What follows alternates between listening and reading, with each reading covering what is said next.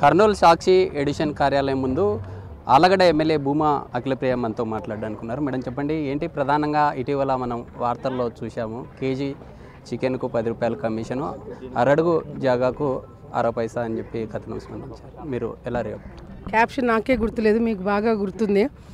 ఇది కేజీ మీద డబ్బులు తీసుకుంటున్నారు, లేదంటే ఇంత బిజినెస్ చేస్తే ఇంత డబ్బులు తీసుకుంటున్నారు అనే తప్పుడు రాతలు సాక్షి వాళ్ళకి రాయడం అలవాటు అయిపోయింది.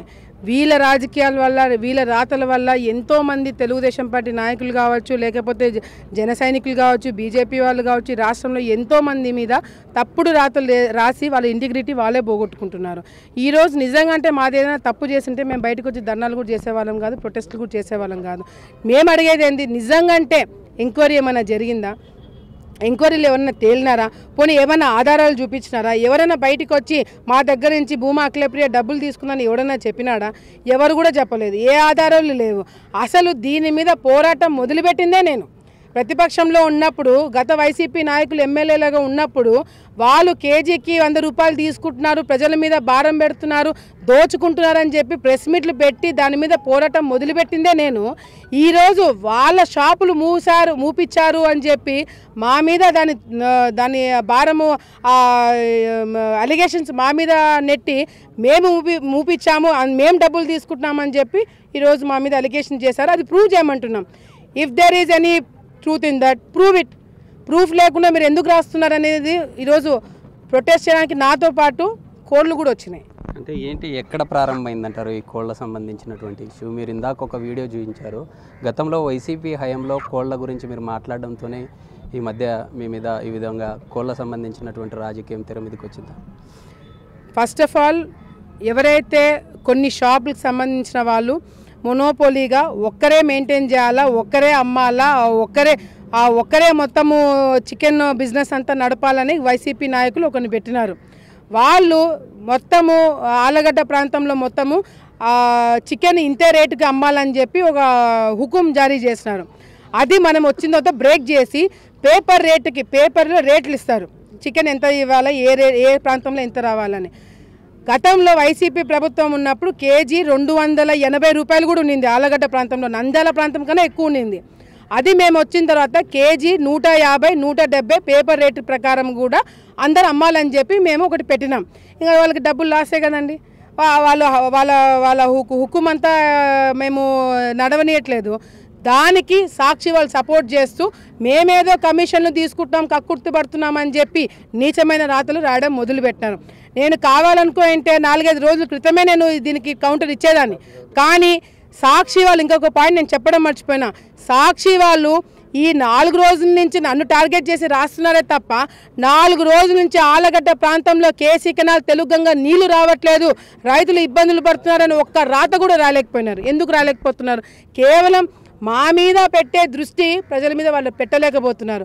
అది వాళ్ళ ఇంటిగ్రిటీ. ఈరోజు మరి ఎట్లా ఫర్దర్గా ఎలా ముందుకెళ్తున్నారు? ఇప్పటికే మీ ఆలగడ్డ కాన్స్టిట్యున్సీలో ఈ కోళ్ళకు సంబంధించిన ఎవరైతే ఆర్గనైజర్స్ ఉంటారో వారి సంఘం తరపున వచ్చి మాట్లాడడం ఏదైనా జరిగిందా? అంటే మీ పేరు చెప్పి మీ అనుచరులు ఏదైనా ఇలాంటివి చేస్తున్నారని. నేను ఇంకొక మెసేజ్ కూడా మీడియా మిత్రులందరితో షేర్ చేసుకుంటాను.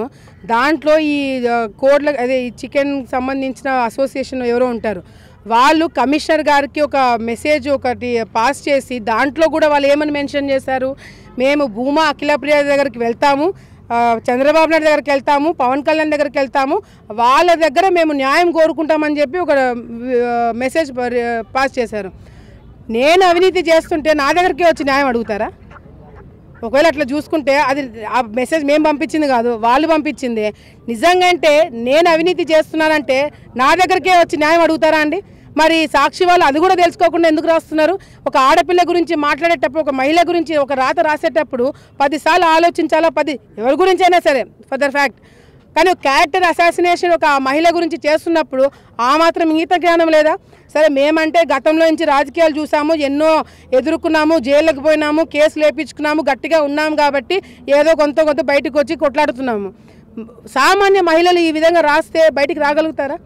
సామాన్య మహిళలు ఈ విధంగా చేస్తే రాజకీయాల్లో ముందుకు రాగలుగుతారా? ముందే 33%, 50% అంటున్నారు మహిళలకి. ఈ విధంగా మీరు మహిళల గురించి రాస్తే రేపొద్దున మహిళలు బయటకు వచ్చి రాజకీయం చేయాలంటే ఎంత భయపడతారండి? This is harassing a woman. How can ఒక ఉమెన్ గురించి రాసేటప్పుడు ఇంటిగ్రిటీ లేకుండా మీరు మాట్లాడితే డెఫినెట్గా మీరు కాన్సిక్వెన్సెస్ ఫేస్ అవ్వాల్సి వస్తుంది. మరి అంటే ఇప్పటికే మీ మీద రాసిన కథనానికి మీరు ఎలా ముందుకెళ్తారు? లీగల్ ఫైట్ ఇందాక చెప్పినట్టు రాయలసీమ వాళ్ళు కూడా ఎటకారంగా ప్రొటెస్ట్ చేసే పరిస్థితి ఈరోజు ఈ ప్రభుత్వంలో ఉంది. ఎక్కడ కూడా చంద్రబాబు నాయుడు గారు పోయి మీరు ధర్నాలు చేయండి, పగలగొట్టండి, గ్లాసులు పగలగొట్టండి, వాళ్ళని తన్నానండి అని మాకు చెప్పడు. సో అందుకే మేము ఏం చేస్తున్నాము, పీస్ఫుల్ మేనర్లో కోళ్ళు పట్టుకొని మేము ప్రొటెస్ట్ చేసుకుంటున్నాం. So we will fight it legally.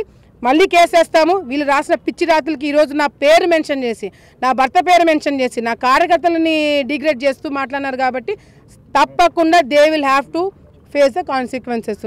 మీది కడప అయితే నాది ఆలగడ్డ. మీకు నాకు ఒక బార్డరే తేడా. మీకు ఎంత ప్రిస్టేజ్లు ఉంటాయి, దానికి రెట్టింపు ప్రిస్టేజ్లు నాకు ఉంటాయి. భారతి గారికి ఎంత ప్రిస్టేజ్ ఉందో నాకు అంతే ప్రిస్టేజ్ ఉంటుంది. ఆమె రాయలసీమ మహిళ, నేను రాయలసీమ మహిళ.